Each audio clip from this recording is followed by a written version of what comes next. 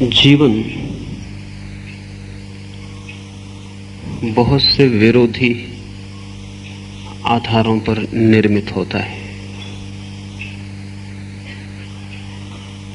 जैसा दिखाई पड़ता है वैसा ही नहीं, दिखाई पड़ने वाले तत्वों के पीछे ना दिखाई पड़ने वाले तत्व होते हैं जो बिल्कुल ही विपरीत होते हैं। विपरीत का हमें स्मरण भी नहीं आता। यदि हम जन्म देखते हैं तो मृत्यु की हमें कोई सूचना नहीं मिलती, और अगर जन्म के क्षण में कोई मृत्यु का ख्याल करे तो हम उसे पागल कहेंगे। लेकिन जन्म के पीछे मृत्यु छिपी रहती है, और जो जानता है वो जन्म में मृत्यु को तत्क्षण देख लेता है।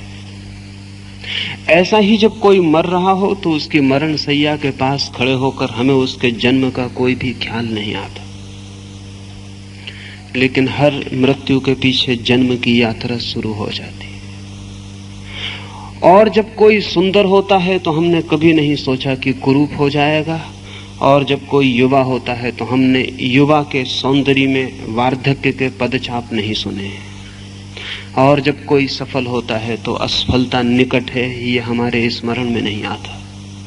और जब कोई राज सिंहासनों पर प्रतिष्ठित होता है तो पृथ्वी पर गिर जाने की और धूल धूसरित हो जाने की घड़ी बहुत निकट है, इसका हमें कोई स्मरण नहीं होता है। जीवन विपरीत को अपने में छिपाए हुए है। इसलिए ज्ञानी वो है जो प्रतिपल विपरीत को भी देखने में समर्थ है, जो जीवन में मृत्यु को देख लेता और अंधकार में प्रकाश को, और सफलता में असफलता को, और सौंदर्य में कुरूप को, और जो प्रेम में घृणा के बीज देख लेता,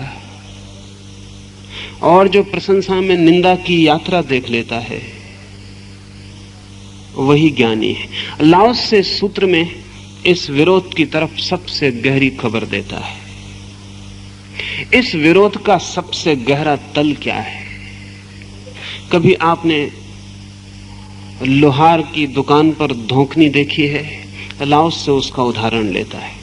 वो कहता है जब धोखनी बिल्कुल खाली हो जाती है, रिक्त, तब ऐसा मत समझना कि वो शक्तिहीन हो गई। सच तो यह है कि खाली धोखनी में ही शक्ति होती है, भरी धोखनी में शक्ति नहीं होती। लोहार धोखनी को खाली इसलिए करता है ताकि वो शक्तिशाली हो जाए। फिर उसी शक्ति, उस खालीपन की शक्ति से, पावर ऑफ एम्प्टीनेस से, और हवा भीतर खींची जाती है। भरी हुई धोखनी हवा को भीतर नहीं खींच सकती। भरी हुई धोखनी इतनी भरी हुई है कि अब उसमें और कुछ भरा नहीं जा सकता।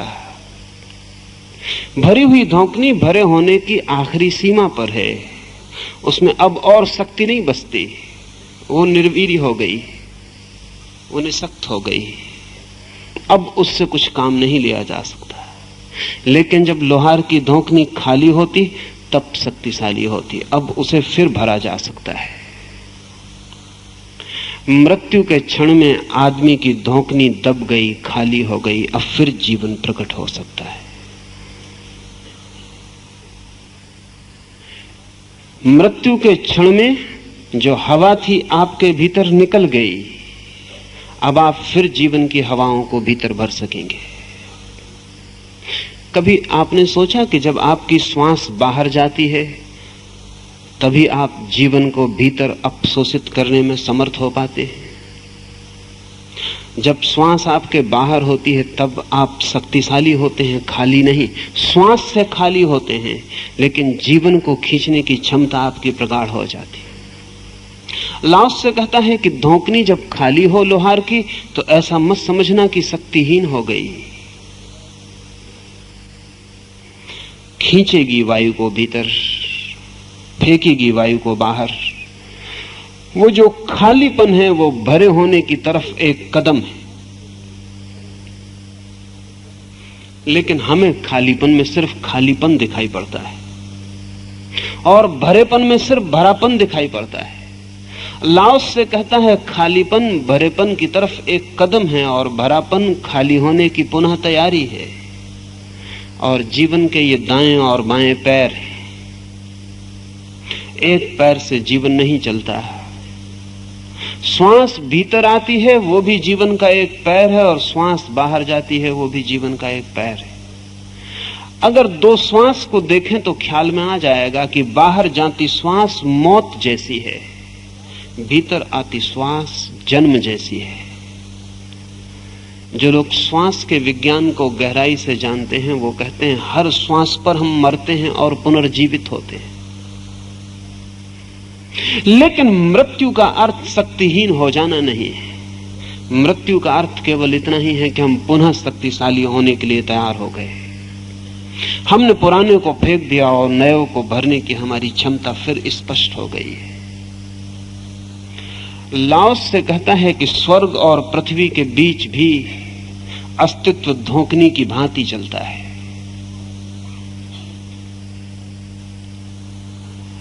स्वर्ग और पृथ्वी के बीच भी अस्तित्व धोखनी की भांति चलता है। पूरे जगत को हम जाती और आती हुई श्वास की व्यवस्था में समझ सकते हैं। पूरे जगत को। अगर सुबह सूरज का निकलना भरती हुई श्वास है तो सांझ सूरज का डूब जाना फिर रिक्त होती श्वास है।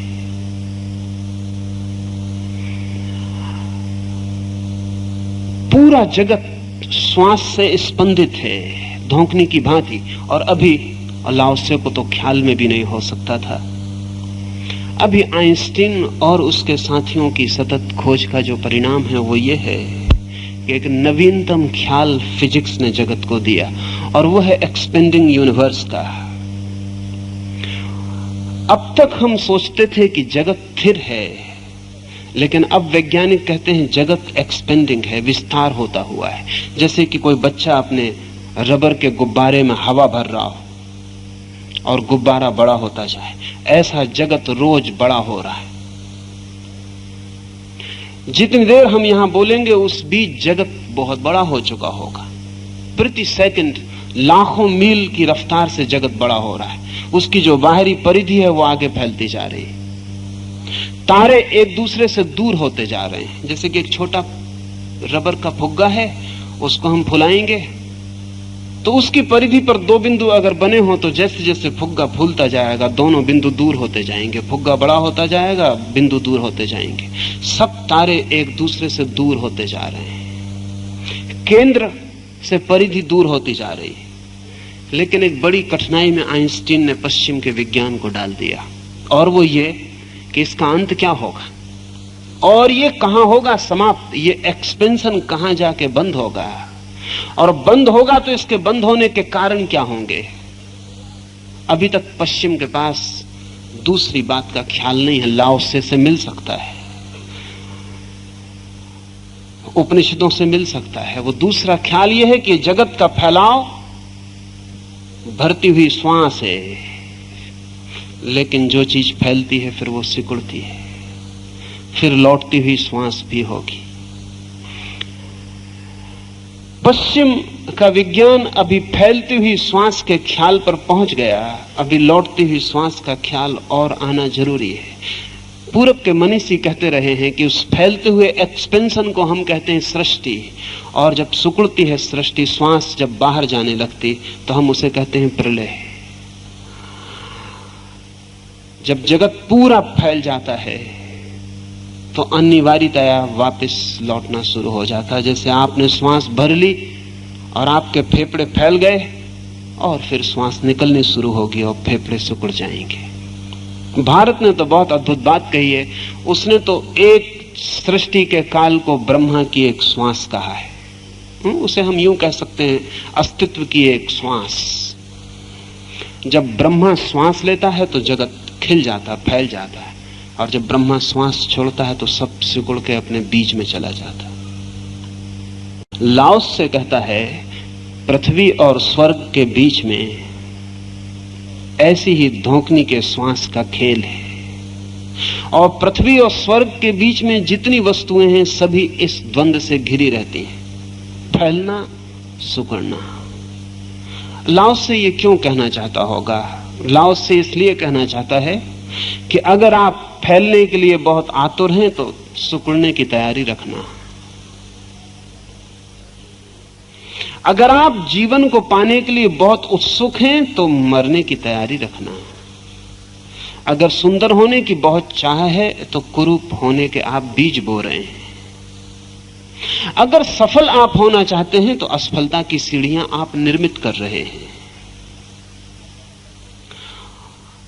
लाओत्से से किसी ने कहा है जाकर एक दिन सुबह कि लाओत्से तुमने कभी दुख जाना? तो लाओत्से हंसने लगा। उसने कहा नहीं जाना, क्योंकि मैंने सुख को जानने की कभी कामना नहीं की। दुख तो हम भी चाहते हैं कि न जाने, लेकिन हम इसलिए चाहते हैं कि दुख न जाने ताकि सुख को जानते रहें। हम भी चाहते हैं दुख ना हो, लेकिन इसलिए ताकि सुख बना रहे। लाओत्से से कहता है मैंने दुख नहीं जाना क्योंकि मैंने सुख को जानने की कोई आकांक्षा नहीं की। हम दुख जानते ही रहेंगे, क्योंकि सुख को बोते समय ही दुख के बीज बो दिए जाते हैं। सुख की चाह से ही दुख का जन्म होता है। भीतर आती श्वास ही बाहर जाती श्वास बन जाती है। फैलाव ही सुकड़ने का रास्ता है और प्रकाश ही अंधेरे का द्वार बन जाता है। वो विपरीत हमारे ख्याल में नहीं है और पूरे समय लोहार की धोंकने की तरह जीवन अपने विपरीत के बीच डोलता रहता है। लाओत्से को हराया नहीं जा सकता, क्योंकि लाओत्से कहता है मैंने कभी जीतना नहीं चाहा। और लाओत्से कहता था कि मेरा कभी अपमान कोई नहीं कर पाया, क्योंकि मैंने कभी कोई सम्मान की व्यवस्था नहीं की। और जब मैं कभी सभाओं में गया तो मैं वहां बैठा जहां लोग जूते उतारते थे, क्योंकि वहां से और पीछे हटाए जाने का कोई उपाय न था। लाओत्से कहता था मैं सदा नंबर 1 रहा, क्योंकि नंबर 2 मुझे कोई भी नहीं रख सकता, क्योंकि मैं आखिरी नंबर पर ही खड़ा रहा हूं। मैं कतार में सबसे पीछे ही खड़ा था, उससे पीछे करने का कोई उपाय न था, इसलिए मुझे कभी कोई पीछे करने में समर्थ नहीं हो सका। ये बड़ी उल्टी बात लगती है, लेकिन ठीक यही है। जो पीछे ही खड़ा है उसे पीछे करने का कोई उपाय नहीं हो सकता, लेकिन जो आगे खड़ा है उसके आगे खड़े होने में ही उसने वो सब व्यवस्था कर रखी है जो उसे पीछा कर देगी। असल में आगे खड़े होने के लिए जिन सीढ़ियों का उसने उपयोग किया है, उन्हीं सीढ़ियों का उपयोग उसे पीछे करने के लिए कोई और करेगा। मुल्ला नसरुद्दीन सुबह एक नदी के किनारे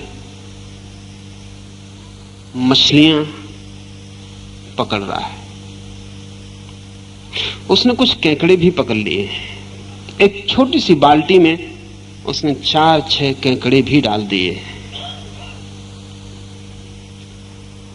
गांव के 3-4 बड़े राजनीतिक सुबह सुबह घूमने निकले हैं। उन्होंने नसरुद्दीन को मछलियां पकड़ते बैठे देखा और उसकी टोकरी में बाल्टी में केकड़ों को चलते देखा, तो उनमें से एक ने कहा मुल्ला अपनी बाल्टी को ढांक दो तो अच्छा, अन्यथा ये केकड़े निकल भागेंगे। नसरुद्दीन ने कहा ढांकने की कोई जरूरत न पड़ेगी। These crabs are born politicians. ये जो केकड़े हैं जन्मजात राजनीतिज्ञ हैं। एक चढ़ता है तो दूसरे उसे खींच के नीचे गिरा लेते हैं। ये भाग नहीं सकते, चढ़ जाते भाग नहीं पाते, क्योंकि वो 3 इनके पीछे पड़े हैं पूरे समय। जब उन 3 में से कोई चढ़ता है तो बाकी 3 हमेशा खींचने को पीछे। मुल्ला ने कहा पहले मैं भी टोकरी को ढांकता था, लेकिन फिर मैंने पाया बेकार है, ये तो जन्मजात राजनीतिक है, ढांकने की कोई भी जरूरत नहीं। असल में जब भी आप चढ़ने लगते हैं ऊपर, तब आप न मालूम कितने लोगों को आपको पीछे खींच लेने के लिए उत्सुक कर देते हैं। आपके चढ़ने में ही वो कीमिया छिपा है। असल में चढ़ने का मजा ही तब है जब कोई आपको खींचने को उत्सुक हो जाए। इसे थोड़ा समझ लें। अगर कोई खींचने को उत्सुक ना हो तो आपको चढ़ने में कोई मजा ना आए, या आए। आप एक सिंहासन पर बैठ जाएं और कोई आपको नीचे उतारने को उत्सुक ना हो, तो सिंहासन बेकार हो जाए। सिंहासन का मूल्य यही है कि जब उस पर कोई चढ़ेगा तो लाखों लोग उतारने को, धकाने को, उसकी जगह बैठने को आतुर हो जाएंगे। नहीं तो उसे कौन सिंहासन कहेगा जिस पे बैठे हुए आदमी को कोई उतारने को उत्सुक नहीं। आप बैठते इसलिए हैं कि वो जगह ऐसी है जहां न मालूम कितने लोग बैठना चाहते हैं। आपके बैठने में जो रस है वही रस दूसरों को आपको नीचे उतार लेने का रस है। वो साथ साथ संयुक्त है। अल्लाह उससे कहता है तुम हमें नीचे ना उतार पाओगे, क्योंकि हम वहां बैठे हैं जिसके नीचे और कोई जगह ही नहीं होती। हमारा सिंहासन सुरक्षित है। ये लाओस से उल्टी बात को जानता है, और उल्टी बात को जान लेना इस जगत में परम ज्ञान का सूत्र है। अगर हम प्रथम होना चाहते हैं तो हम प्रथम ही होना चाहते हैं। ये उल्टी बात का हमें कोई पता नहीं कि अंतिम ही प्रथम हो सकता है। और अगर हम भरना चाहते हैं तो हम भरना ही चाहते हैं। हमें उल्टी बात का कोई भी पता नहीं कि जो शून्य है, खाली है, वही केवल भरा जाता है। अगर हम सम्मान पाना चाहते हैं तो हम सीधे ही सम्मान पाने चल पड़ते हैं। हमें पता ही नहीं है कि यह अपमान को पाने का इंतजाम है। लेकिन विपरीत को देख लेना तो बड़ी कुशलता की बात है। विपरीत हमें दिखाई नहीं पड़ता। मुल्ला नसरुद्दीन से मिलने कोई आया है उसके घर। जैसे ही भीतर आया, नसरुद्दीन ने उससे कहा बैठे, कुर्सी ले लें। लेकिन वो आदमी नाराज हो गया, क्योंकि वो कोई साधारण आदमी ना था। वो बहुत बड़ा धनपति था, और ऐसे साधारण भाव से कहा जाना कि बैठे कुर्सी ले लें, उसे पीड़ादायी हुआ। उसने कहा नसरुद्दीन, तुम जानते हो मैं कौन हूं? हम सभी बताने को उत्सुक हैं कि मैं कौन हूं। नसरुद्दीन ने कहा बड़ी कृपा होगी, बताएं।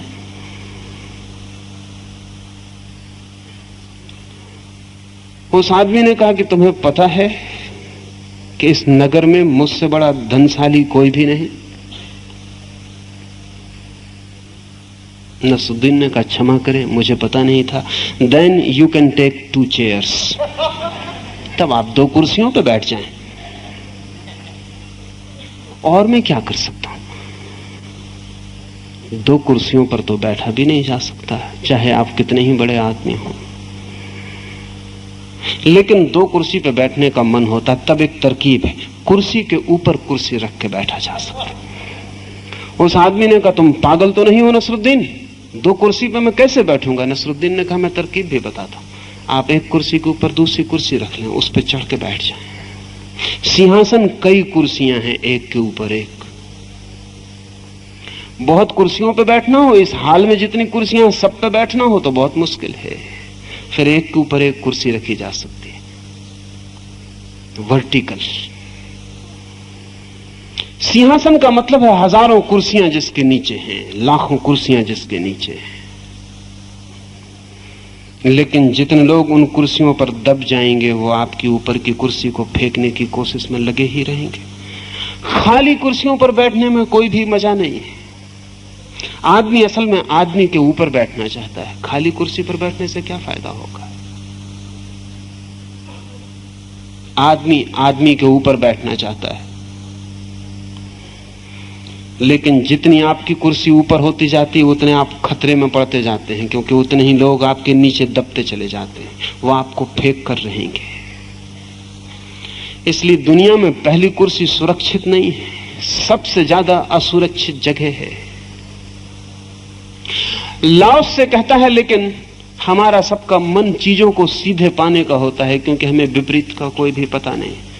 अगर विपरीत का पता हो तो हम उस महान कला को जान जाते हैं जिसका नाम धर्म है। धर्म कहता है अगर तुम परम जीवन पाना चाहते हो तो तुम परम मृत्यु के लिए राजी हो जाओ। डाई दिस वेरी मोमेंट, इसी क्षण मर जाओ और परम जीवन तुम्हारा है। और धर्म कहता है अगर तुम्हारा धन पाना है जिसे चोर ना चुरा सके तो तुम बिल्कुल निर्धन होने को ही अपना धन मान लो।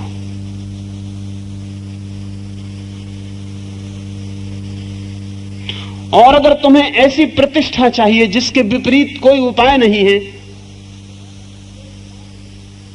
तो तुम अपने ही हाथ से अप्रतिष्ठित हो जाओ।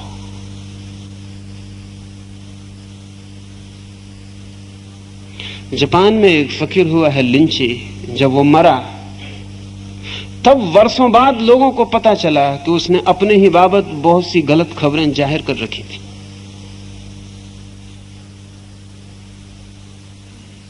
लोगों को उसने राजी कर रखा था कि उसके संबंध में गलत खबरें उड़ाते रहे। लिंची बिल्कुल अप्रतिष्ठित मरा। मरते वक्त जो मित्र उसके पास थे उनसे उसने कहा कि तुम्हारी कृपा कि तुमने मेरे संबंध में बहुत सी खबरें उड़ा दी, मैं भीड़ भाड़ के पागलपन से बच गया, मैं निश्चिंत मर रहा हूं। मैं इतना अप्रतिष्ठित हो गया कि मेरी प्रतिष्ठा को हिलाने के लिए भी कोई नहीं आता। अप्रतिष्ठित को कौन हिलाने आता है?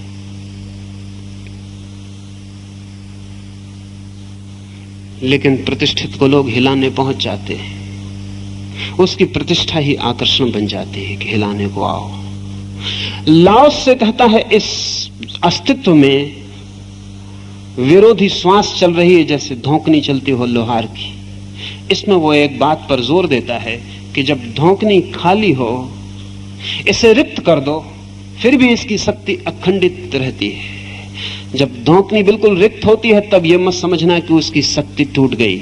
उसकी शक्ति अखंडित होती है, पूर्ण होती है। शून्य के पास पूर्ण की शक्ति होती है। शून्य के पास पूर्ण की शक्ति। फिजिक्स कहती है कि हम जब एटम को तोड़ते हैं तब कुछ भी नहीं बचता, शून्य रह जाता है। लेकिन इस जगत में शक्ति का सबसे बड़ा स्रोत अणु के विस्फोट से होता है। हिमालय उतना बड़ा शक्तिशाली नहीं है जितना एक छोटा सा, इतना छोटा कि आंख से दिखाई ना पड़े। अगर हम 1,00,000 अणुओं को एक के ऊपर एक रखें तो आदमी के बाल की मोटाई के बराबर होते हैं। 1,00,000 अणुओं को एक के ऊपर एक राशि लगा दें तब एक बाल की मोटाई होती है। बाल का 1,00,000वां हिस्सा अगर हम कर सकें बारीक तो अणु होगा। बाल की खाल निकालने की बात हमने सुनी है, लेकिन इसको तो बाल की खाल की ऐसा कई बार कहना पड़े तब खाल आएगी। मुझे एक घटना याद आती है। नसरुद्दीन को एक मित्र गांव से आया है, देहात से, और एक बतख भेंट कर गया है। बतख आई घर में तो नसरुद्दीन ने उसका शोरबा बनाया, मित्र को खिलाया। फिर 15 दिन बाद एक आदमी आया, नसरुद्दीन ने उसे बिठाया। उसने कहा कि मैं उस मित्र का मित्र हूं जो बतख लाया था। नसरुद्दीन ने उसे भी शोरबा पिलाया, मगर मेहमान आते ही चले गए। फिर मित्र का मित्र आया, फिर मित्र का मित्र आया। ऐसी कतार बढ़ती चली गई। 6 महीने में नसरुद्दीन घबरा गया और जो भी आया उसने कहा कि मैं उस आदमी के मित्र का मित्र हूं जो बतख लाया था। नसरुद्दीन के भी सामर्थ्य की सीमा आ गई। वो गर्म पानी भीतर से लाया और उसने कहा शोरबा पिए। उस आदमी ने कहा कि शोरबा है, गर्म पानी है। नसरुद्दीन ने कहा कि वो जो बतख लाया था उस बतख के शोरबे का शोरबा का शोरबा।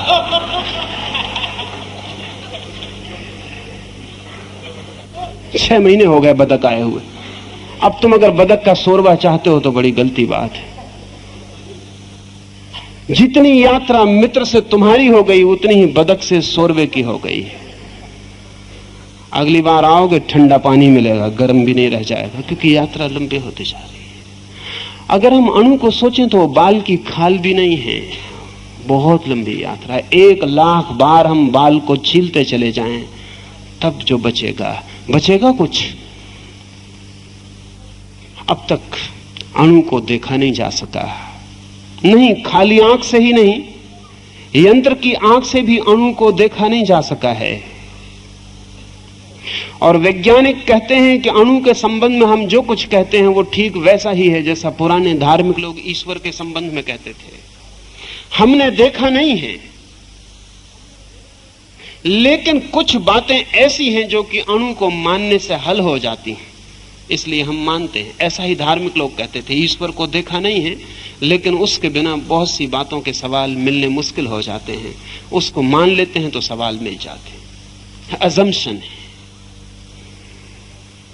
या ऐसा कह सकते हैं कि ईश्वर तो दिखाई नहीं पड़ता, लेकिन उसके परिणाम दिखाई पड़ते हैं। ऐसा ही वैज्ञानिक कहते हैं कि अणु तो हमने नहीं देखा, लेकिन विस्फोट दिखाई पड़ता है, हिरोशिमा राख हो जाता है, 1 लाख आदमी राख हो जाते। ये परिणाम है। इस परिणाम को झुटलाया नहीं जा सकता, ये सत्य है, ये दिखाई पड़ता है। लेकिन जिसके भीतर से परिणाम होता है वो बिल्कुल दिखाई नहीं पड़ता। हम सिर्फ कल्पना करते हैं कि कोई चीज टूट गई है जिसके परिणाम में इतनी ऊर्जा का जन्म हुआ है। उस कल्पित चीज का नाम अणु है। लेकिन अणु जैसी कल्पित और छोटी चीज अति सूक्ष्म, अति विराट की जन्मदात्री है। धर्म निरंतर यह कहता रहा है कि अगर विराट को पाना है तो सूक्ष्म को पाना पड़ेगा। धर्म सदा उल्टी बात बोलता रहा। अब विज्ञान ने भी थोड़ी समझ शुरू की है। धर्म कहता है विराट को पाना है तो सूक्ष्म पाना पड़ेगा, परमात्मा को पाना है तो भीतर जो आत्मा का अणु छिपा है उसे पाना पड़ेगा। जो आदमी परमात्मा को सीधे खोजने जाएगा वो कभी नहीं खोज पाएगा। अपने को खो दे भला, परमात्मा को कभी नहीं खोज पाएगा। जिस आदमी को परमात्मा को खोजना है उसे परमात्मा को तो भूल ही जाना चाहिए। स्वयं के भीतर वो जो छोटा सा अणु छिपा है जीवन का, उसे खोज लेना चाहिए। उसे खोजते ही परमात्मा। अणु को पकड़ लेना, विराट को पकड़ लेना है। लेकिन उल्टा हमें दिखाई नहीं पड़ता है। और अणु तो बिल्कुल शून्य है, कहें ना के बराबर है। उस शून्य में इतनी ऊर्जा, लेकिन वो भी पूर्ण शून्य नहीं है। लाओस से जिस शून्य की बात कर रहा है वो पूर्ण शून्य है। अगर अणु जो कि पूर्ण शून्य नहीं है उससे इतनी ऊर्जा पैदा होती है, तो पूर्ण शून्य में कितनी ऊर्जा होगी। ऋषि सदा कहते रहे इस जगत का जन्म शून्य से हुआ है, तभी इतने विराट का फैलाव हो सकता है। इतने चांद तारे, अरबों अरबों चांद तारे शून्य से ही पैदा हो सकते हैं। हमारा गणित उल्टा है। हम सोचते हैं कोई भी चीज पैदा होगी तो वहीं से पैदा होगी जहां पहले से मौजूद हो। हम सोचते हैं भरी हुई स्थिति से ही कुछ निकल सकता है, शून्य से क्या निकलेगा। क्योंकि हमें विरोधी गणित का कोई अंदाज नहीं है। लाओस से उसी विरोधी गणित का जगत में सबसे बड़ा प्रस्तोता है। वो कहता है वो शून्य की जो स्थिति है, अखंड शक्ति उसमें छिपी है। ये वो क्यों कहने को उत्सुक है? वो इसलिए कहने को उत्सुक है कि अगर तुम्हें भी अखंड शक्ति के मालिक हो जाना है तो शून्य हो जाना पड़ेगा। उस धोकनी की भांति जिसमें हवा बिल्कुल नहीं रह गई, जिसमें भीतर कुछ भी ना बचा, वैक्यूम हो गया। जैसे ही भीतर वैक्यूम हो जाता है, शून्य हो जाता है, धोकनी बिल्कुल खाली हो जाती है, परम जीवन का आविर्भाव हो जाता है। उसी शून्य में परम अखंडित शक्ति के दर्शन शुरू हो जाते हैं। लेकिन हम अपने को भरने की कोशिश करते हैं। जैसे कोई पागल लोहार अपनी धोकनी में चीजें भर ले, फिर धोकनी काम ना आए, ऐसे हम सब पागल लोहार हैं। हम अपने जीवन की धोकनी को भर लेते हैं, उसकी रिक्तता को भर देते हैं क्षुद्र चीजों से, व्यर्थ की चीजों से, कभी धन से, कभी पद से, कभी मकान से, कभी फर्नीचर से, कभी मित्रों से, पत्नी से, पति से, बच्चों से भर देते हैं। शून्य भीतर का भर जाता है। फिर हम एक कबाड़ी की दुकान की तरह हो जाते हैं। हिलना डुलना भी भीतर मुश्किल होता है, जरा हिले कि फर्नीचर से टकरा जाते हैं। फिर अपने को संभाल के किसी तरह जी लेते हैं। अखंड ऊर्जा हमारे पास नहीं होती। महावीर कहते हैं जो व्यक्ति शून्य हो जाए वो अनंत ऊर्जा का मालिक हो जाता है। अनंत इन्फिनिट एनर्जी का मालिक हो जाता है। लेकिन ये शून्य कैसे हम हो सके, इसे लाओस से आगे कहेगा।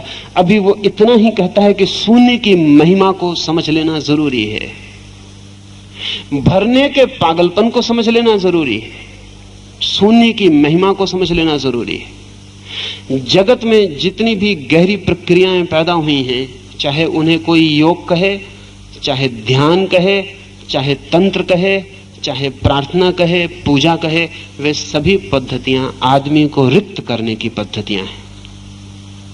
आदमी खाली कैसे हो जाए, और आदमी बहुत छोटी चीजों से भर जाता है। मुल्ला नसरुद्दीन की सम्राट से दोस्ती थी अपने देश के। नसरुद्दीन की ज्ञानियों में गिनती थी। सुल्तान ने उससे एक दिन पूछा, मुल्ला तुम जब प्रार्थना मन शून्य हो पाता है या नहीं? मुल्ला ने कहा बिल्कुल हो जाता। सम्राट को भरोसा ना आया।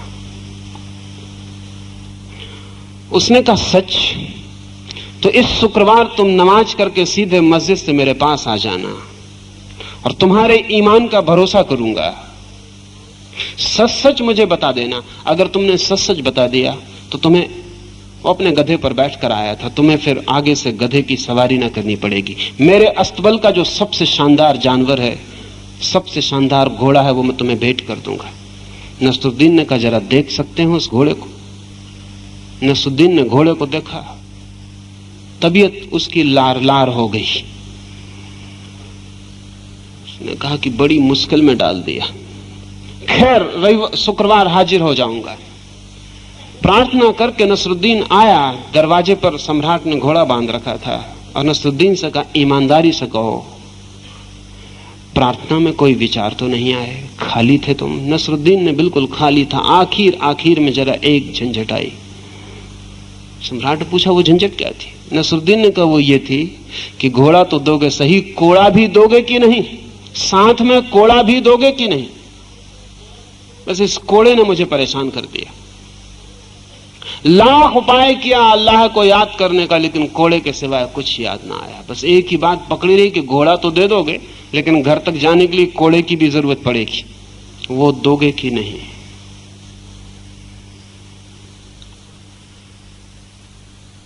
एक छोटा सा कोड़ा भीतर परमात्मा को हटा सकता है। कोड़ा कोई बहुत बड़ी चीज नहीं है, लेकिन एक छोटे से कोड़े का ख्याल परमात्मा को भीतर से हटा सकता है। ये कुछ ऐसा है कि एक छोटा सा तिनका आंख में पड़ जाए तो सारी दुनिया अंधेरी हो जाती है।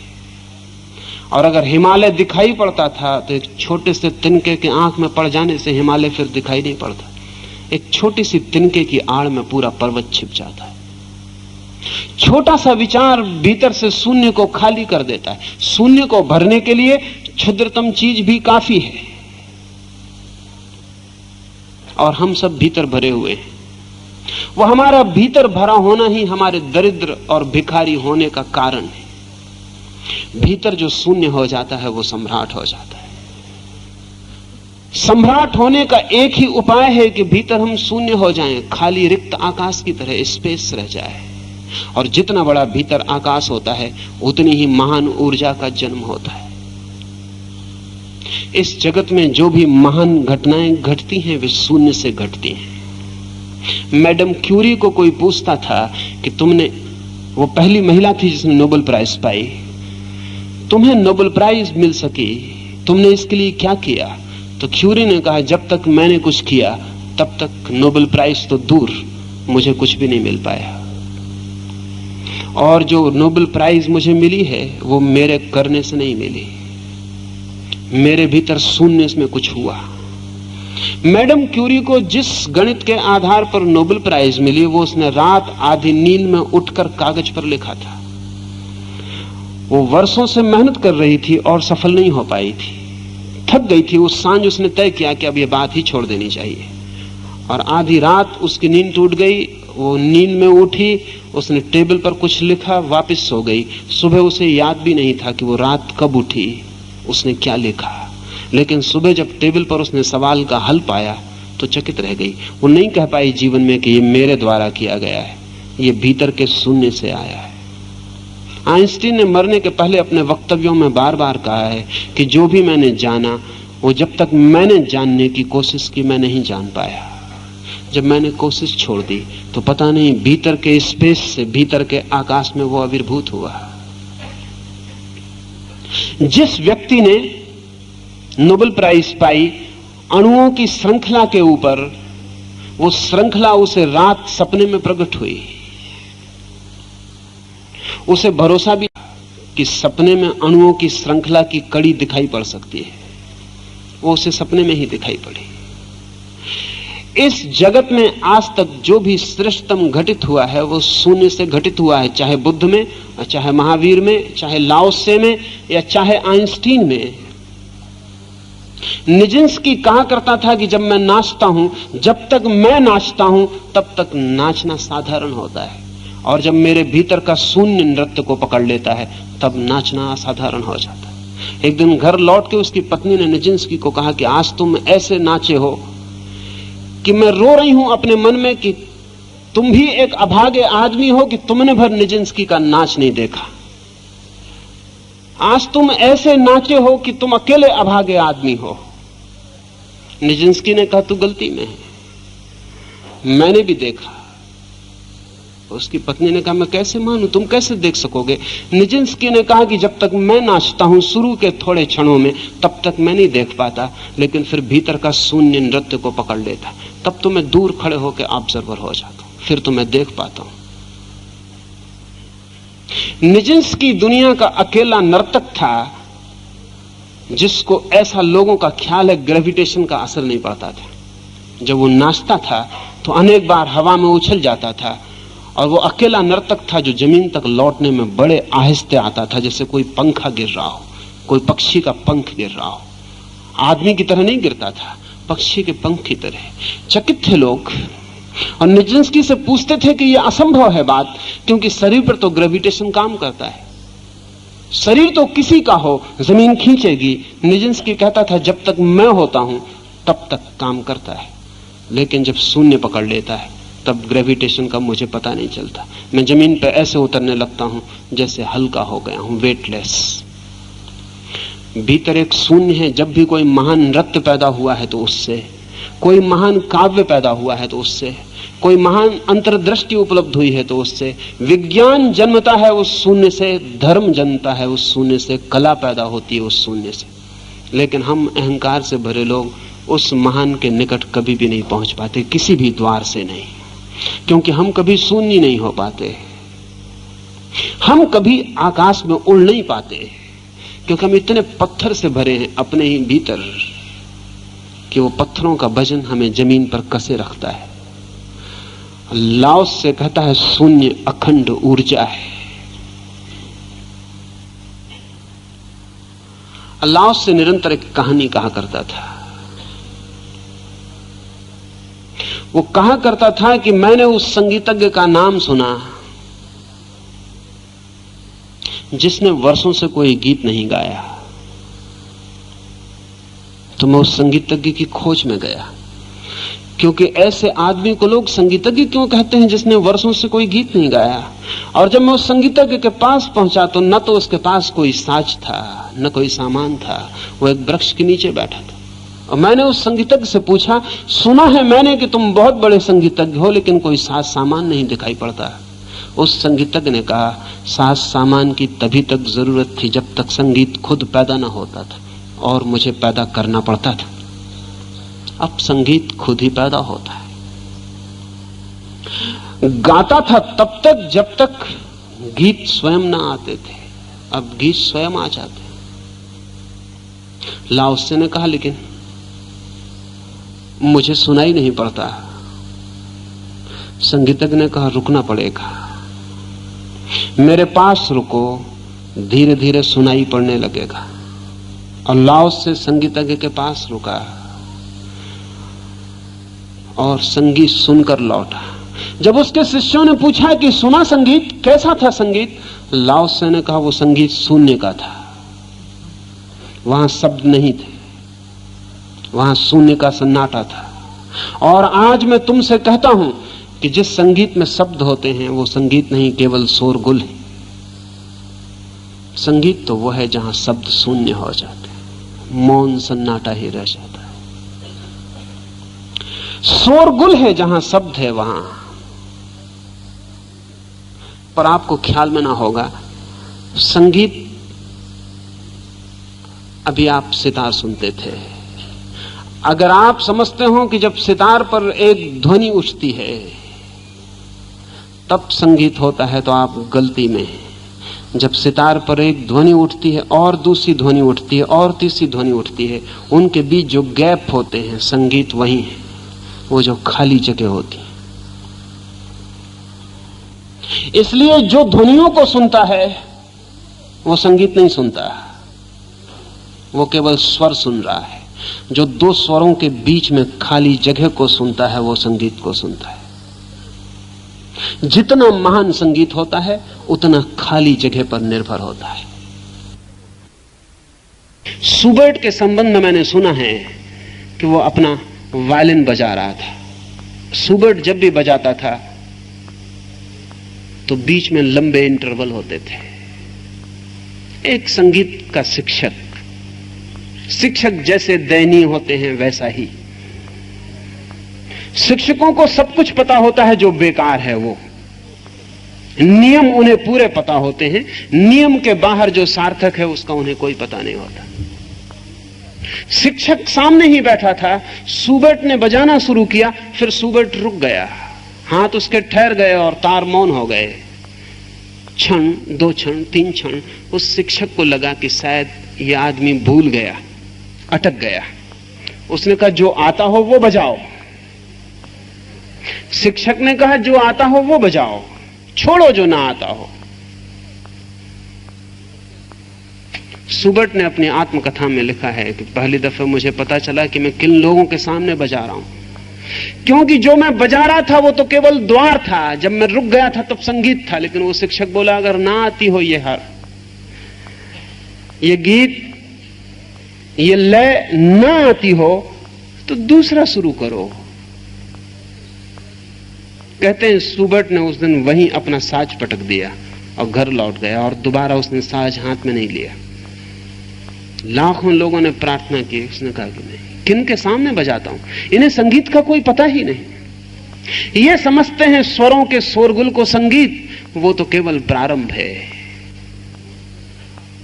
वो तो केवल आपको जगाने के लिए है कि आप सो न जाएं। फिर जब आप जाग गए तब वो चुप हो जाना चाहिए, फिर मौन में सरक जाना चाहिए। बुद्ध कहते थे कि जो मैं कह सकता था वो मैंने कहा, लेकिन वो असली बात नहीं है। जो मैंने नहीं कह सकता था वो मैंने नहीं कहा है, वही असली बात है। इसलिए जो मेरे कहने को सुनते रहे हैं वो मुझे नहीं समझ पाएंगे, जिन्होंने मेरे ना कहने को भी सुना है वही मुझे समझ सकते हैं। ना कहने को जिन्होंने सुना है, ना कहना भी सुना जा सकता है, निश्चित सुना जा सकता है। असल में कहने की सार्थकता यही है कि दोनों तरफ कहने का किनारा बन जाए और बीच में ना कहने की नदी बह सके। स्वर का उपयोग यही है कि दोनों तरफ तट बन जाएं और बीच में संगीत की गंगा बह सके। वो तट बनाने के लिए, लेकिन तट को जिसने गंगा समझा वो गंगा को नहीं समझ पाएगा, वो गंगा तक कभी पहुंच भी नहीं पाएगा। लाओस से कहता है पृथ्वी और स्वर्ग के बीच धोखनी की तरह शून्य आकाश है और वही अखंड ऊर्जा है। इसे जितना ही चलाओ, इस शून्य को जितना ही चलाओ उतनी ही ऊर्जा पैदा होती है। शून्य को चलाओ जितना ही, उतना ही प्राण जन्मता है। लेकिन हम शून्य को चलाना नहीं जानते, हम शून्य होना भी नहीं जानते। इस शून्य को होना और शून्य को चलाने का उपाय लाओस से कहता है, शब्द बाहुल्य से बुद्धि निशेष होती है। जितने ज्यादा शब्द भीतर उतनी बुद्धि क्षीण हो जाती, उतनी बुद्धि पर जंग लग जाती। लेकिन शब्द ही तो हमारी बुद्धि है। शब्द का जोड़ ही तो हमारी संपत्ति है। पश्चिम में तो हर चीज स्टैटिक्स हो गई है। तो पश्चिम के अंकविद कहते हैं कि जितना बड़ा सफल आदमी है उसके पास उतने ही शब्द की संपदा होती है। वो कहते हैं कि आदमी के पास कितनी शब्द की संपदा है उससे हम पता लगा सकते हैं कि जीवन में उसने सफलता के कितने सोपान पार किए होंगे, वो कितनी पायरियां सफलता की चढ़ गया होगा, उसके शब्द की सामर्थ्य पर तय होता है। ठीक कहते हैं एक लिहाज से। राजनीतिज्ञ की सामर्थ्य क्या है? राजनीतिज्ञ की सामर्थ्य है कि वो कुछ शब्दों से खेल सकता है। धर्मगुरु की सामर्थ्य क्या है? कि वो कुछ और शब्दों से खेल सकता है। साहित्यकार की सामर्थ्य क्या है? कि वो कुछ और शब्दों से खेल सकता है। हम जिन्हें सफल कहते हैं वे कौन लोग हैं? राजनीतिज्ञ हैं, धर्मगुरु हैं, साहित्यकार हैं, कौन लोग हैं? शब्द। शब्द पर जो जितना ज्यादा बाहुल्य शक्ति रखता है वो हमारी दुनिया में उतना सफल हो जाता है। इसलिए हम शब्द को सिखाने के लिए पागल होते हैं और हमारी सारी शिक्षा शब्द को सिखाने की शिक्षा है। जितना ज्यादा शब्द आ जाए आदमी को उतनी आशा है कि वो सफलता पालेगा। लेकिन लाओस से कहता है शब्द बाहुल्य बुद्धि को क्षीण करता है। जितने शब्द भीतर भर जाते हैं उतनी ज्यादा बुद्धि कमजोर हो जाती है। उल्टी बात कहता है। हमारी सारी चेष्टा यही होती है कि शब्द कैसे बढ़ जाएं। एक भाषा आदमी जानता हो तो दूसरी सीखता है, तीसरी सीखता है, चौथी सीखता है। हम बड़ी प्रशंसा में कहते हैं कि फलां आदमी 10 भाषाएं जानता है।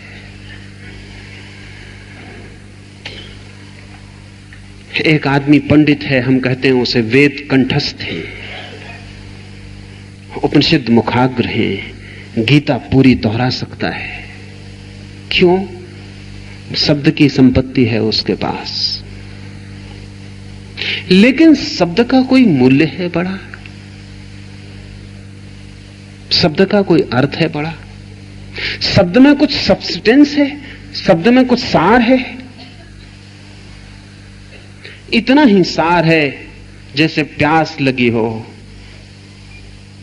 और शब्द पानी से कोई प्यास को बुझाने की कोशिश करे। इतना ही सार है कि भूख लगी हो और शब्द भोजन से कोई पेट को भरने की कोशिश करे। इतना सार है। थोड़ी बहुत देर अपने को भुलावा लेकिन दिया जा सकता है। अगर आपको प्यास लगी है और मैं इतना भी कहूं कि बैठिए, पानी आता है, तो थोड़ी सी प्यास को राहत मिलती है। ऐसा नहीं कि नहीं मिलती। पानी का भरोसा भी काफी राहत लाता है। भूख लगी है, मकान के भीतर किचन में बर्तनों की आवाज आने लगती है, तो भी पेट को कुछ सहारा मिलता है। रात सपने में भूख लगी है तो सपने में भोजन कर लेता है आदमी, तो कम से कम नींद नहीं टूटती, सुबह तक गुजर जाता है समय। शब्द सहारे देते हैं, धोखा भी देते हैं। अगर यहां जोर से भी कोई आवाज लगा दे कि आग लग गई, तो हम पर परिणाम वही होगा जो आग लगने पर होता है। शब्द जल नहीं सकेंगे, भाग सकेंगे, दौड़ सकेंगे, गिर सकते हैं, चोट खा सकते हैं। आग लग गई है, इस शब्द का वही परिणाम होगा जो आग लग गई होती तो होता, भागने, दौड़ने, चिल्लाने, चीखने में। जल नहीं सकेंगे क्योंकि शब्द आग आग नहीं है। लेकिन एक बात तय है कि आदमी पर शब्द का प्रभाव भारी है। और अगर 10-5 दफे इस तरह चिल्लाया जाए कि आग लग गई, आग लग गई, और फिर आग लग जाए और कोई चिल्लाए आग लग गई, तो हम पर फिर असर नहीं होगा।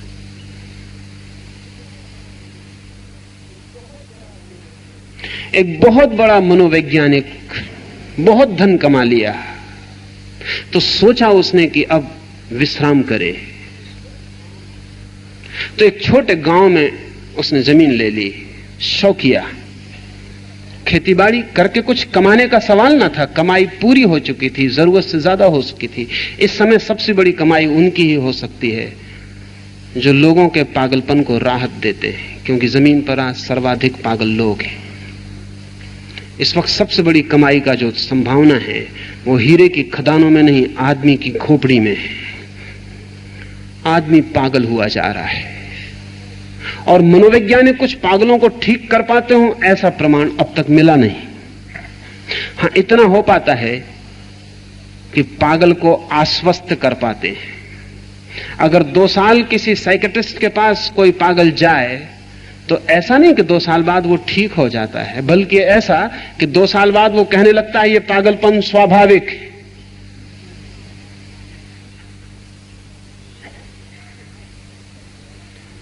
काफी धन कमा लिया था, अब कमाने की कोई जरूरत न थी। फसल बोने का मौका आ गया था, जमीन लेकर उसने फसल बोनी शुरू की। खड़े होकर जमीन पर उसने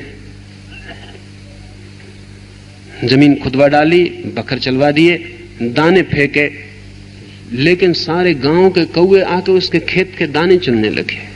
एक दिन दाने फेंके, कौवे चुन गए, दूसरे दिन दाने फेंके, कौवे चुन गए, तीसरे दिन दाने फेंके। फिर उस मनोवैज्ञानिक को संकोच भी लगा, किसी से पूछे, संकोच भी लगा। साधारण बुद्धिहीन किसान उनसे पूछे कि क्या है राज, कोई उपाय न देखकर पड़ोस के किसान से जो रोज उसको देखता था और हंसता था, उसने पूछा कि बात क्या है। वो किसान आया, उसने दाने फेंकने का इशारा किया, जैसे दाने फेंके ऐसे उसने हाथ घुमाए, लेकिन फेंका कुछ नहीं। कौवे आए, बड़े नाराज हुए, चीखे चिल्लाए, वापस उड़ गए। दूसरे दिन उसने फिर मुद्रा की दाने फेंकने की, कौवे फिर आए, आज थोड़े कम आए, नाराज हुए, आज थोड़े कम नाराज हुए, चले गए। तीसरे दिन उसने फिर वही किया, चौथे दिन उसने दाने फेंके, कौवे नहीं आए। उस मनोवैज्ञानिक का अद्भुत राज क्या है? उस किसान ने कहा just plain psychology, ever heard? छोटा सा मनोविज्ञान, कभी सुना है नाम मनोविज्ञान का?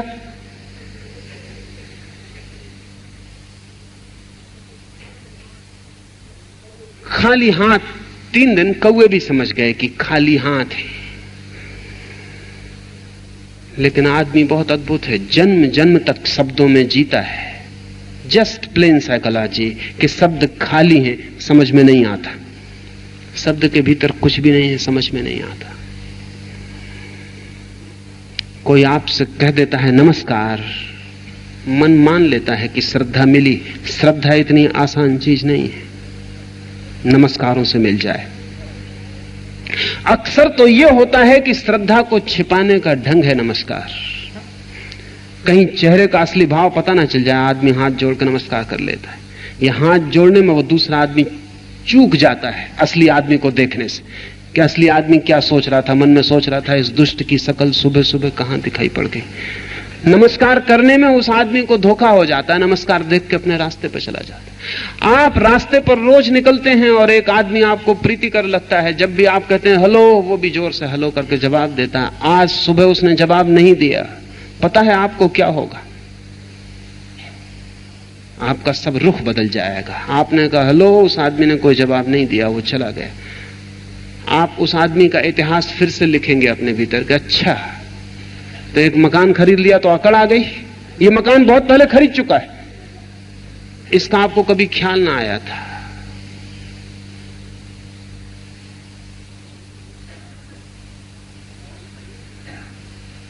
गाड़ी खरीद ली तो पर लग गए, मरते वक्त कीड़ियों को पर आ जाते हैं। अब इस आदमी को आप फिर से इसका जीवन चरित्र आप निर्मित करेंगे, आपको सब पुराना जीवन चरित्र हटाना पड़ेगा। वो एक हेलो कह देता तो पुराना जीवन चरित्र चलता, काम देता। एक छोटा सा हेलो इतना फर्क लाता है। शब्द इतना मूल्यवान है आदमी को। हम शब्द से ही जीते, शब्द ही खाते, शब्द में ही सोते, इसको पश्चिम में लोग समझ गए। तो वो कहते हैं कि चाहे उचित हो या ना उचित हो, आदमी कुछ करे या ना करे, तुम थैंक यू तो उसे कह ही देना। ये कोई सवाल नहीं है। हम अपने मुल्क में अभी शब्द के बाबत इतने समझदार नहीं हैं। अगर पत्नी पति के लिए चाय ले आती है तो पति धन्यवाद या शुक्रिया नहीं करता, करना चाहिए, क्योंकि सब इतिहास बदल जाता है भीतर शुक्रिया से। बिल्कुल करना चाहिए। बिना शक्कर की चाय मीठी मालूम पड़ती है, शुक्रिया से कड़वी हो जाती है। शक्कर कितनी ही पड़ी हो, शुक्रिया पीछे ना हुआ एकदम कड़वी हो जाती है, सब बात ही बदल जाती है। आप सोचते होंगे पत्नी 30 साल से मेरे साथ है, इसे भी क्या शुक्रिया की जरूरत है? आप गलती में, इसे ज्यादा जरूरत है। ये 30 साल में आपको इतना जान चुकी है कि इसे ज्यादा जरूरत है। हालांकि ये कहेगी कि क्या जरूरत है, नहीं मत कहिए, शुक्रिया की कोई जरूरत नहीं, लेकिन आप इस पे भरोसा मत कर लेना। ये सिर्फ इसलिए कहा जा रहा है कि आप दोबारा भी कहो। ये सुखद है, ये सुखद है।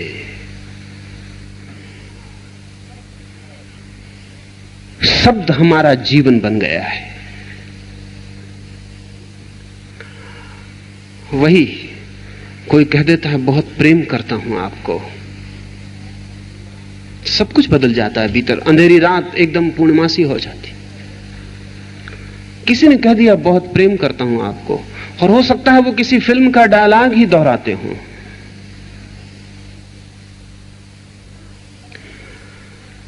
क्या शब्द के साथ हमारा इतना अंतर संबंध क्यों है? हमारा अंतर संबंध इसीलिए है कि हमारे पास शब्द के अतिरिक्त और कुछ भी नहीं है। हमारे पास सत्व जैसा कुछ भी नहीं है।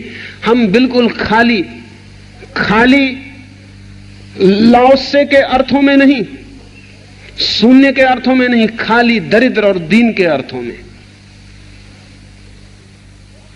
खाली उस अखंड शक्ति के अर्थों में नहीं, खाली उस अर्थों में जिनके हाथ में कुछ भी नहीं है, शून्य भी जिनके हाथ में नहीं है। इस तरह हम खाली हैं, शब्द से ही जीते हैं। मुल्ला नसरुद्दीन एक सड़क पर गिर पड़ा है, धूप है तेज, भीड़ इकट्ठी हो गई, नसरुद्दीन दम साधे पड़ा है। किसी ने कहा कि भागो दौड़ो, एक प्याली अगर शराब मिल जाए तो काम हो जाए। नसरुद्दीन ने एक आंख खोली और कहा एक प्याली, कम से कम 2 प्याली तो कर दो। पर लोगों ने कहा मत जाओ, कोई जरूरत नहीं। नसरुद्दीन होश में आ गया है। शराब शब्द ने ही काम कर दिया है, शराब नहीं लानी पड़ी। नसरुद्दीन को अनुभव था, ये फर्स्ट एड की ट्रेनिंग ले रहा था। तो जब ट्रेनिंग उसकी पूरी हो गई तो उसके शिक्षक ने पूछा कि अगर रास्ते पे कोई अचानक गिर जाए तो तुम क्या करोगे? तो उसने कहा 1 प्याली शराब बुलाऊंगा। लेकिन उस अधिकारी ने पूछा कि अगर शराब न मिल सके तो तुम क्या करोगे? तो उसने कहा मैं कान में आई विल प्रॉमिस, उसके कान में प्रॉमिस करूंगा कि पीछे पिलाऊंगा, फिलहाल उठा। क्योंकि ऐसा एक दफे मेरे साथ हो चुका है। सिर्फ शब्द सुन के मुझे होश आ गया था। शब्द से हम जी रहे हैं।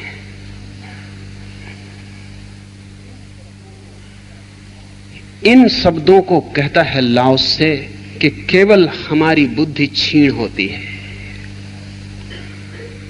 यद्यपि लाओसे को भी कहना पड़ता है तो शब्दों से ही कहना पड़ता है।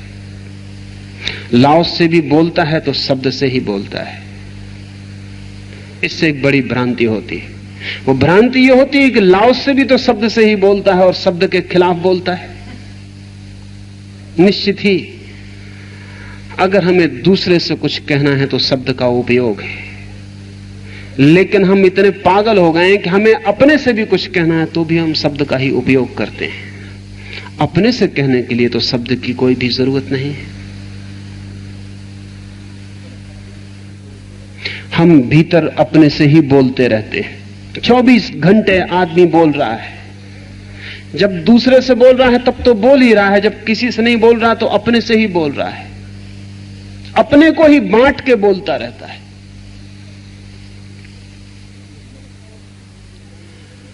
ये 24 घंटे बोलना भीतर जंग पैदा कर देता है, और 24 घंटे बोलते बोलते बोलते बोलते शब्द इतने इकट्ठे हो जाते हैं कि शब्दों के बीच में वो जो आत्मा में छिपा हुआ शून्य है उसकी हमें कोई खबर नहीं रह जाती। शब्द की इस ऊपरी परत को हटाना पड़े तो ही हम भीतर के शून्य से परिचित होते हैं। लाओस से कहता है, शब्द बाहुल्य से बुद्धि निशेष होती है, इसलिए अपने केंद्र में स्थापित होना ही श्रेयस्कर है। अपने केंद्र में, क्योंकि केंद्र शून्य है, शब्द केवल परिधि है। जैसे नदी के ऊपर सतह पर पत्ते छा गए हों और नदी ढक गई हो, काई छा गई हो और नदी का पानी दिखाई ना पड़ता हो, ऐसे ही हमारे ऊपर शब्दों का बाहुल्य है, भीतर शून्य छिप गया है। उस शून्य को लाओस से केंद्र कहता है। वो कहता है वही है हमारे प्राण का केंद्र, लेकिन हम परिधि पर भटकते रहते हैं और परिधि हमें इतने जोर से पकड़ लेती है कि हम कभी भीतर पहुंच नहीं पाते। परिधि एक शब्द दूसरे शब्द को पकड़ा देता है, दूसरा तीसरे को पकड़ा देता है। मनोवैज्ञानिक कहते हैं कि हम एसोसिएशन से जीते हैं। अगर आपको हम एक शब्द दे दें कुत्ता, और आपसे कहने बस चल पड़िए, तो आप भीतर चल पड़ेंगे। कुत्ता स्टार्ट करवा देगा, भीतर आपकी बंदूक का घोड़ा खींच दिया गया। अब आप कुत्ते से यात्रा शुरू कर देंगे, भीतर शब्द आ जाएंगे, तत्काल कुत्ते के पीछे क्यों खड़ा हो जाएगा। कोई कुत्ता आपको पसंद है, कोई कुत्ता आपको नहीं पसंद है, किसी कुत्ते का क्या नाम है, किसी कुत्ते का क्या नाम नहीं, यात्रा शुरू हो गई। किस मित्र के पास कुत्ता है, और अब आप बढ़ चले, और उस मित्र की पत्नी कैसी है, और पत्नी आपको देख के प्रीति कर लगती है, अप्रीति कर लगती है, आप चल पड़े। एक कुत्ते ने सिर्फ यात्रा शुरू की, पता नहीं आप किस रोमांस में यात्रा का अंत करें, कुछ कहा नहीं जा सकता। एक छोटा सा शब्द और आपके भीतर तत्काल यात्रा शुरू हो जाती है। आप भीतर तैयार बैठे हैं, शब्द मिल जाए और आप जुगाली करने लगेंगे। इसका अर्थ यह हुआ कि आपको समझने की फुर्सत कभी ना मिलेगी। शब्द मिला कि आप चल पड़ते हैं। समझ तो वो सकता है जो शब्द के साथ शून्य होकर खड़ा हो जाता है। मैंने कोई बात कही, आप तभी समझ पाएंगे जब आपके सामने शून्य खड़ा हो। मैं एक बात कहूं और आपके भीतर शून्य उसका सामना करे।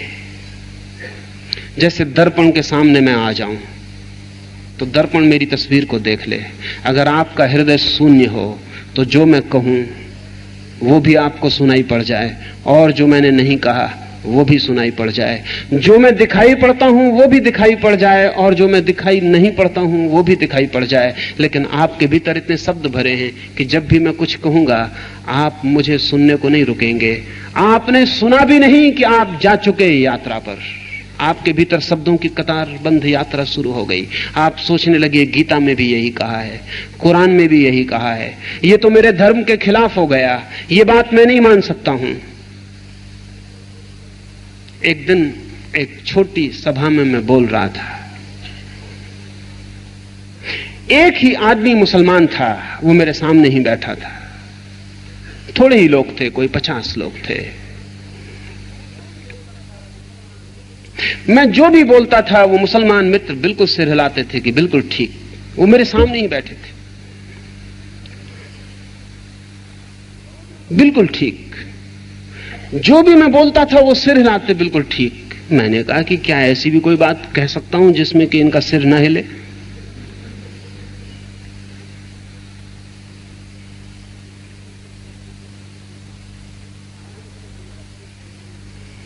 मैंने सिर्फ उनका सिर देखने के लिए कहा कि कुरान किताब तो अद्भुत है लेकिन बहुत ग्रामीण। किसी गांव के लोगों ने लिखी हो।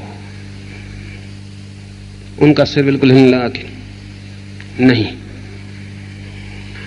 वो बोल नहीं रहे, अपनी कुर्सी पे बैठे हैं, उनसे मेरा कोई लेना देना नहीं, लेकिन मैं जो कहता हूं हां और ना वो उसमें करते जाते हैं। जैसे मैंने कहा कि ग्रामीण, उन्होंने कहा कि बिल्कुल नहीं। और इसके बाद वो अकड़ गए। फिर कुर्सी पकड़ के बैठे रहे, फिर उनसे मेरा संबंध टूट गया। वो एक शब्द ग्रामीण, मेरा संबंध उनसे टूट गया। फिर सारे लोग उस कमरे में थे, वो एक मित्र उस कमरे में नहीं रह गए। एक छोटा शब्द ग्रामीण उनके मन में पता नहीं उठा होगा, गंवार या क्या। मैंने कहा ग्रामीण, उनके मन में आया होगा गंवार कह रहा हूं। उनके भीतर एक यात्रा शुरू हो गई, वो सख्त हो गए, बात उनके दरवाजे बंद हो गए। असल में जब मैं कह रहा था तब पूरे समय भीतर वे एक चर्चा चला रहे थे, हां और ना कर रहे थे। हमारी बॉडी लैंग्वेज होती है, बहुत कुछ जो हम मुंह से नहीं कहते अपने शरीर से कह देते हैं। अभी पश्चिम में एक नया विज्ञान खड़ा हो रहा है बॉडी लैंग्वेज पर, कि आदमी के शरीर की को समझा जाए कि वो क्या कहता है। अगर आप किसी स्त्री से मिलते हैं और वो आपको पसंद नहीं करती तो वो पीछे की तरफ गिरती हुई हालत में खड़ी रहती, पूरे वक्त डरी है कि कहीं आप और आगे ना बढ़ाएं। उसका जो एंगल है वो पीछे की तरफ झुका रहता है। अगर एक क्लब घर में 50 जोड़े बात कर रहे हैं तो बराबर बताया जा सकता है कि इनमें से कितने जोड़े एक दूसरे के प्रेम में गिर जाएंगे सिर्फ इनकी बॉडी लैंग्वेज को देखकर, और कितने जोड़े सिर्फ बचने की कोशिश कर रहे हैं, एक दूसरे से भागने की कोशिश कर रहे हैं। अगर स्त्री आपको प्रेम करती है तो आपके पास और ढंग से बैठेगी, अगर प्रेम नहीं करती तो और ढंग से बैठेगी। अगर आप किसी को प्रेम करते हैं तो उसके पास जब आप बैठते हैं तो आप रिलैक्स बैठते हैं, उससे कोई खतरा नहीं है। अगर आप उससे प्रेम नहीं करते तो आप सजग बैठते हैं, उससे खतरा है। स्ट्रेंजर, अजनबी आदमी है, अजनबी आदमी के पास आप और ढंग से बैठते हैं। अगर मेरी बात आपको ठीक लग रही है तो आप और ढंग से बैठते हैं, अगर ठीक नहीं लग रही आपकी बॉडी लैंग्वेज फौरन बदल जाती। अगर आपको मेरी बात में जिज्ञासा है तो आपकी रीढ़ आगे झुकाती है, अगर आपको जिज्ञासा नहीं आप अपनी कुर्सी से टिक जाते हैं। कुर्सी से टिक के आप ये कह रहे हैं कि ठीक, हम सो चुके, हमसे कुछ लेना देना नहीं, बात समाप्त हो गई। आदमी बाहर से भी अपने भीतर चलने वाले शब्दों की खबर देता रहता है, बाहर से भी। आपका चेहरा कहता है कि आप हां कह रहे हैं भीतर कि ना कह रहे हैं भीतर।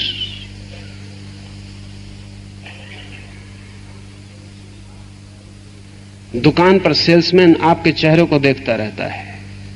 अगर आप टाई खरीद रहे हैं, 25 टाई आपके सामने खड़ी, तो जो सेल्समैन समझदार है वो टाई नहीं देखता, टाई तो आपको देखने देता, वो आपका चेहरा देखता है। किस टाई पे ज्यादा देर आपकी आंख रुकती, उसकी कीमत बढ़ जाती, बढ़ जानी चाहिए।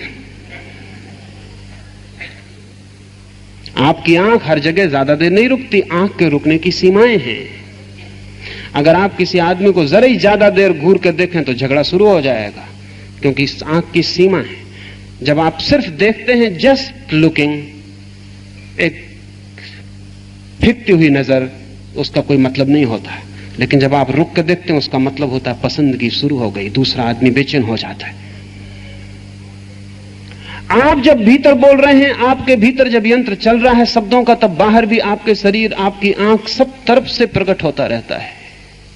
लेकिन जब आप भीतर शून्य हो जाते हैं तो बाहर शरीर भी शून्य हो जाता है। बुद्ध की प्रतिमा देखी या महावीर की प्रतिमा देखी, ये प्रतिमा बाहर से बिल्कुल शून्य है। ये बाहर से इसीलिए शून्य है कि भीतर सब शून्य हो गया है, इसमें कोई हलन चलन नहीं है, सब ठहर गया, जैसे पानी बिना तरंग के हो गया हो, जैसे हवा न चलती हो कमरे में और दिए की लौ ठहर जाए। ऐसे जब आप शून्य होते तब केंद्र पर पहुंचते हैं। अल्लाह उससे कहता है अपने केंद्र में स्थापित होना ही श्रेयस्कर है, शब्दों में भटकना नहीं, शून्य में ठहर जाना ही श्रेयस्कर है।